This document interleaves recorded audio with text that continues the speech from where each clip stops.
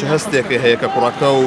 سەرخاڵی ئەوەیە بە قوربان پشتگیری بکەن بۆ خەستخانەی وایە بە قوربان بۆ نەخۆشانەی خەستخانەی وایە دا چەندێ پاڵپشتی کوڕەکەتەکەی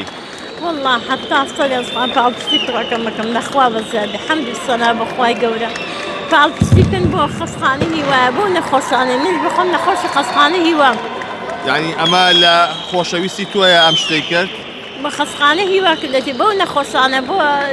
هەموو کوردستان چ زانم بۆ هەموو نەخۆشێک بۆ نەخۆشانە ئیشەڵا بتە دروستێکی باش سڵاوی لێ بێ ئەم کاتۆ باش بۆ دڵە پەڕە بەبەسم براکەم لەبەر براکەم دڕم پەڕە